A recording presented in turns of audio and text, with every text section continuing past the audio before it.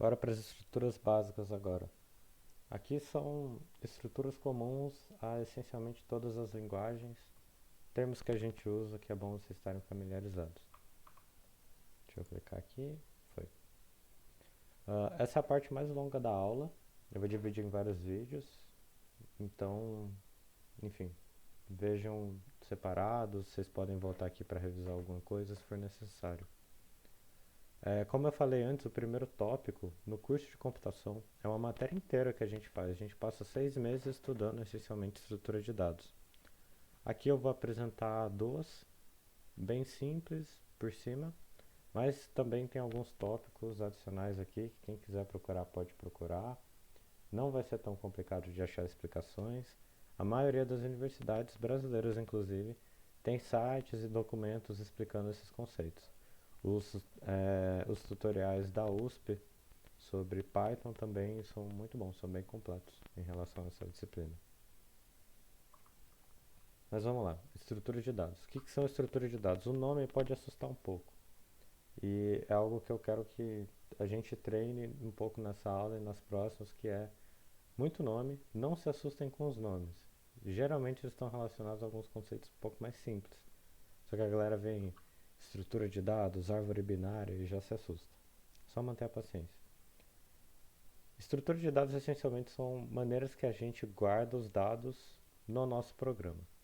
Então vamos supor que a gente tem um robô do humanoide e ele está nas coordenadas x, y, z e a orientação dele, bom, o humanoide eu imagino que não precisa se preocupar em olhar para cima, mas a orientação é definida por alfa, beta e gama, que é em relação, né, para onde ele está olhando. Enfim, a gente pode guardar esses dados em 6 variáveis diferentes, ou a gente pode guardar eles num vetor de 6 elementos.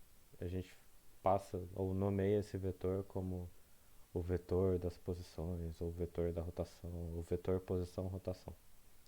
Em geral, a gente usa vetores para guardar dados do mesmo tipo, ou seja, um vetor só com números inteiros, só com números reais, ou um vetor de vetores, que aí a gente chama de uma matriz, programa, mas enfim.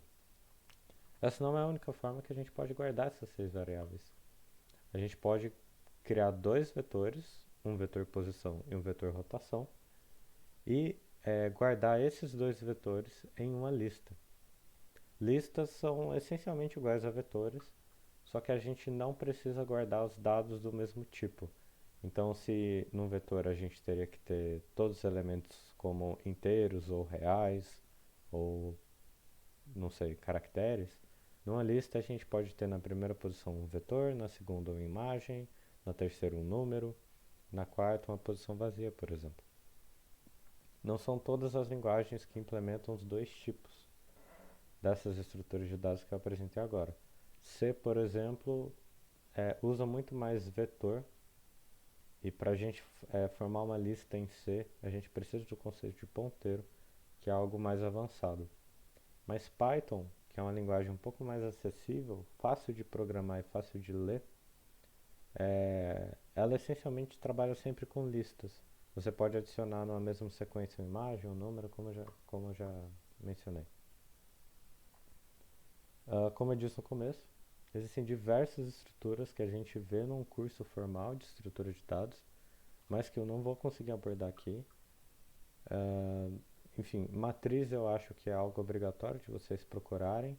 É simples, é um vetor de vetores, a gente acessa da mesma forma que a gente pensa quando a gente vê uma matemática no ensino médio, uma matemática da álgebra linear. Uma lista ligada é um conceito um pouco mais avançado da linguagem C. Vocês precisam entender mais ou menos ali o conceito de ponteiros e apontadores, essencialmente a mesma coisa. Árvores binárias, eu acredito que a gente não use muito aqui no GER, mas é algo bom de se saber, é algo interessante, fácil de aprender. Tuplas e dicionários. Algumas outras linguagens também têm, mas essencialmente a gente, né, quando usa, geralmente usa em Python. E uma tabela de hash. Na minha opinião, assim, é uma das minhas estruturas de dados favoritas, mas ela requer um pouco de estatística e às vezes até um pouco de aceitação, para você entender direito como ela funciona. Dá para aprender, É só ter paciência enfim, achar as referências certas e ler com calma.